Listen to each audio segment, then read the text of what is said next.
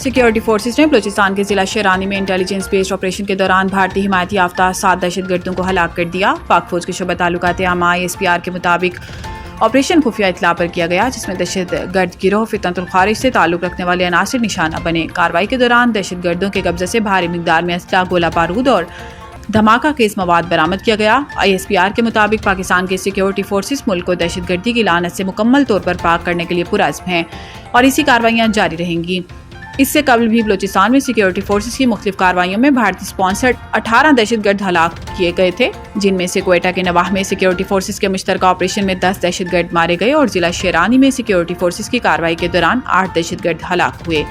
Security ذرائع کے مطابق کوئٹہ میں فورسز نے غزہ بند میں بھارتی سپانسرڈ دہشت گردوں کے خلاف مشترکہ آپریشن کیا۔ وہاں پہاڑی علاقے میں انٹیلیجنس اطلاعات پر ہونے والے اس آپریشن کے دوران شدید فائرنگ کا تبادلہ ہوا، جس کے دوران سیکیورٹی فورسز نے بھارتی سپانسرڈ 10 دہشت گردوں کو ہلاک کر دیا۔ آپریشن کے دوران ہلاک دہشت گردوں سے بھاری تعداد میں اسلحہ اور گولہ بارود برآمد کر لیا گیا۔ فائرنگ کے دوران سیکیورٹی فورسز کے 2 اہلکار زخمی بھی ہوئے۔ اسلام آباد وزیر اعظم شہباز شریف بیرون ملک کے 2 ہفتے کے طویل دورے کے بعد وطن واپس پہنچ گئے۔ وزیر اعظم سعودی عرب کے ساتھ تاریخی سیکیورٹی معاہدہ کر کے ریاض کے راستے نیو یارک گئے اور اب وہ 2 ہفتے کے دورے کے بعد لندن سے اسلام آباد پہنچ گئے۔ وزیر اعظم شہباز شریف نے دورہ امریکہ میں صدر ڈونلڈ ٹرمپ سے ملاقات کی۔ اس ملاقات میں فیلڈ مارشل عاصم منیر بھی وزیر اعظم کے ہمراہ تھے۔ وزیر اعظم شہباز شریف نے عرب اور مسلم ممالک کے ساتھ غزہ امن معاہدے پر نیو یارک میں اتفاق کیا، جبکہ اقوام متحدہ کی جنرل اسمبلی سے خطاب میں مسئلہ کشمیر اور مسئلہ فلسطین اجاگر کیا۔ اپنے دورے کے دوران وزیر اعظم شہباز شریف نے کچھ روز برطانیہ میں قیام بھی کیا اور اب وہ اپنا دورہ مکمل کر کے وطن واپس پہنچ گئے ہیں۔ غزہ کی طرف امداد لے کر جانے والے گلوبل سموتھ فلاٹیلا پر اسرائیل نے دھاوا بول دیا اور فلاٹیلا میں موجود پاکستان کے سابق سینیٹر مشتاق احمد سمیت متعدد افراد کو اسرائیلی فورسز نے حراست میں لے لیا۔ اسرائیلی فوجی کشتیوں نے گزشتہ شب 40 سے زائد کشتیوں پر مشتمل گلوبل فلاٹیلا کو گھیرے میں لینا شروع کیا اور کئی کشتیوں پر پانی کی توپیں چلائیں۔ غزہ کے قحط زدہ عوام کے لیے امداد لے جانے والے اس فلاٹیلا پر پاکستان کے سابق سینیٹر مشتاق احمد اور عالمی شہرت یافتہ سماجی رہنما گریٹا تھنبرگ سمیت 500 کے قریب افراد سوار ہیں۔ اسرائیلی وزارت خارجہ کے مطابق فلاٹیلا میں موجود تمام کشتیوں کو اسرائیلی فوج نے قبضے میں لے لیا اور فلاٹیلا میں موجود تمام افراد کو اسرائیل منتقل کیا جا رہا ہے، جہاں سے انہیں یورپ ڈپورٹ کیا جائے گا۔ اسرائیلی وزارت خارجہ کا کہنا ہے کہ فلاٹیلا کی صرف ایک کشتی کافی فاصلے پر موجود ہے، وہ کشتی اگر قریب آئے تو اسے بھی روک لیا جائے گا۔ پاک فلسطین فورم کی جانب سے سوشل میڈیا پر یہ دعویٰ کیا گیا ہے کہ سابق سینیٹر مشتاق احمد خان کو قابض اسرائیلی فورسز نے حراست میں لے لیا۔ پاک فلسطین فورم نے مشتاق احمد خان اور گلوبل سموتھ فلاٹیلا پر موجود دیگر افراد کی گرفتاری کے خلاف نیشنل پریس کلب اسلام آباد پر دھرنے کا اعلان بھی کیا ہے۔ واشنگٹن حماس کے غیر مسلح ہونے سے انکار کے بعد امیر قطر شیخ تمیم بن حمد ثانی نے امریکی صدر ڈونلڈ ٹرمپ سے فون پر رابطہ کر کے غزہ جنگ بندی منصوبے پر تبادلہ خیال کیا۔ ترجمان وائٹ ہاؤس کیرولین الیوٹ نے بات چیت کی تفصیل بتانے سے گریز کرتے ہوئے کہا کہ بات چیت حساس ہے، بتائی نہیں جا سکتی۔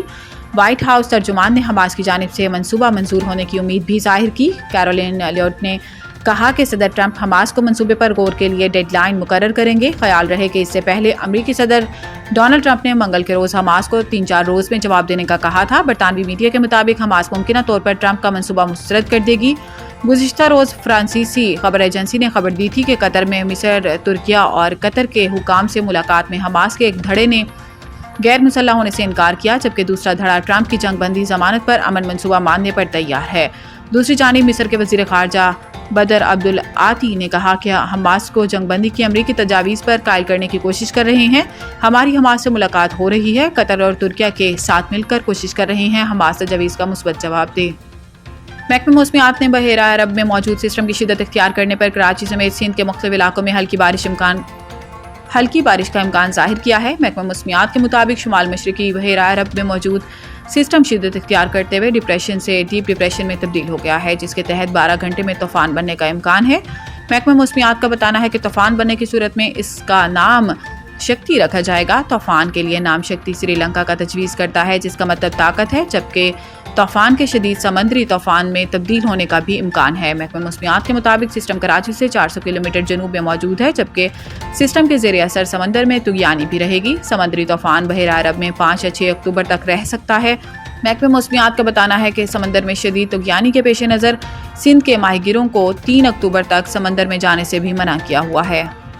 ICC ویمن ورلڈ کپ میں بنگلہ دیش اور پاکستان کے میچ کے دوران کمنٹیٹر سند امیر کی جانب سے آزاد کشمیر سے تعلق رکھنے والی پاکستانی کرکٹر کا تعارف کرانا بھارت کو ایک آنکھ نہ بھایا۔ ویمن ورلڈ کپ میں بنگلہ دیش اور پاکستان کے میچ کے دوران کمنٹیٹر سند امیر نے کہا تھا کہ پاکستانی ٹیم میں شامل تنالیہ پرویز کا تعلق آزاد کشمیر سے ہے۔ کمنٹری کے دوران سند امیر کا آزاد کشمیر کہنا بھارتیوں کو ایک آنکھ نہ بھایا، جس کے بعد بھارت میں سند امیر کے خلاف پروپیگنڈا اور نفرت انگیز مہم شروع کر دی گئی ہے۔ تاہم اب سابق کرکٹر اور کمنٹیٹر سند امیر کی جانب سے اپنے خلاف چلنے والے پروپیگنڈے پر بیان سامنے آیا ہے۔ Social media Pakistan wheel chair cricket team نے افغانستان کے خلاف سیریز 1-3 سے جیت لی۔ گوہر افریدی اور اسامہ طارق کی شاندار نصف سنچریوں کی بدولت Pakistan wheel chair cricket team نے افغانستان کو چوتھے اور آخری T20 میچ میں 9 وکٹوں سے شکست دے کر 4 میچوں کی سیریز 1-3 سے جیت لی۔ محمد فیاض کو سیریز میں آل راؤنڈ پرفارمنس پر مین آف دی ٹورنامنٹ اور گوہر افریدی کو زبردست اننگز کھیلنے پر مین آف دی میچ قرار دیا۔ UBL اسپورٹس کمپلیکس میں کھیلے گئے میچ میں افغانستان نے ٹاس جیت کر پہلے بیٹنگ کرتے ہوئے مقررہ 20 اوورز میں 8 وکٹوں کے نقصان پر 155 رنز بنائے۔ پاکستان کے محمد فیاض نے شاندار بولنگ کرتے ہوئے 2 وکٹیں حاصل کی، جبکہ ایوب اور احمد یار نے ایک کھلاڑی کو آؤٹ کیا۔ ہدف کے تعاقب میں پاکستان نے جارحانہ آغاز کرتے ہوئے محض 14.4 اوورز میں 1 وکٹ کے نقصان پر 156 رنز بنا کر فتح حاصل کر لی۔ گوہر افریدی نے صرف 41 گیندوں پر 64 رنز کی شاندار اننگز کھیلی، جس میں 14 چھکے شامل تھے، جبکہ اسامہ طارق بھی 60 رنز کے ساتھ ناقابل شکست رہے۔ محمد فیاض کو سیریز میں آل راؤنڈ پرفارمنس پر مین آف دی ٹورنامنٹ اور گوہر افریدی کو زبردست اننگز کھیلنے پر مین آف دی میچ قرار دیا۔ Pakistan wheel chair cricket team کے کپتان محمد ذیشان نے سیریز کی کامیابی کو پاک فوج اور شہدا کے نام سندھ پولیس گیمز کو شہدا سے منسوب کیا جائے گا۔ نیوز 92 HG کے رپورٹر امتیاز ناریجا کی رپورٹ کے مطابق محکمہ پولیس میں کھیلوں کی سرگرمیوں کو فروغ دینے کے لیے لائحہ عمل تیار کیا جا رہا ہے۔ اس امر کا اظہار IG سندھ غلام نبی میمن نے گزشتہ روز police headquarters garden south میں پولیس باکسنگ اکیڈمی کا سنگ بنیاد رکھنے کی تقریب میں بطور مہمان خصوصی اور بعد ازاں میڈیا سے گفتگو کرتے ہوئے کیا۔ انہوں نے کہا کہ جرائم کی سرکوبی کے لیے کوشاں ہیں۔ پولیس کے افسران اور اہلکاروں کو ذہنی اور جسمانی طور پر مستعد کرنے کے لیے کھیلوں جیسے مثبت سرگرمیوں کو فروغ دے رہے ہیں۔ 14 برس کے بعد 19 نومبر سے کراچی میں شیڈول سندھ پولیس گیمز بھی اسی سلسلے کی کڑی ہے۔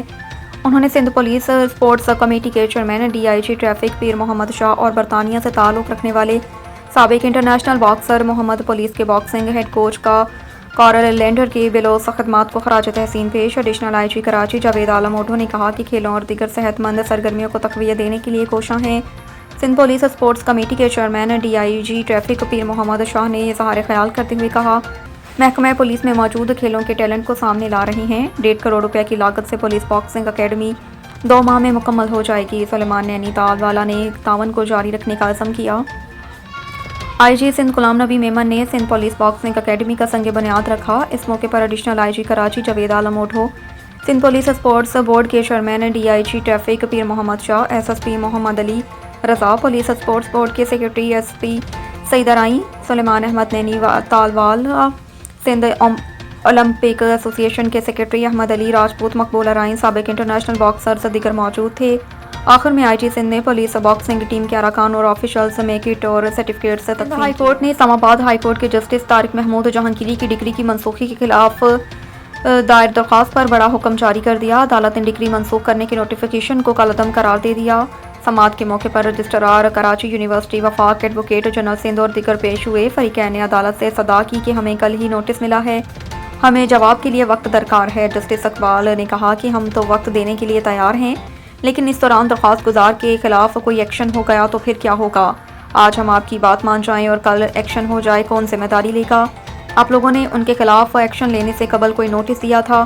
ان کی ڈگری پر سوال اٹھائے جا رہے ہیں۔ ان کے خلاف 30-35 سال کے بعد کوئی درخواست دیتا ہے تو ان کو کوئی نوٹس تو دینا چاہیے تھا۔ ہم یہ نہیں کہہ رہے کہ ان کے خلاف ایکشن نہیں لیا جا سکتا، کیونکہ یہ قانون میں موجود ہے۔ ہم کیسے کسی کی عزت کیسے داؤ پر لگا سکتے ہیں؟ کسی کی ساری زندگی کی کمائی داؤ پر لگی ہوئی ہے۔ عدالت کی جانب سے سماعت 24 اکتوبر تک ملتوی کر دی گئی۔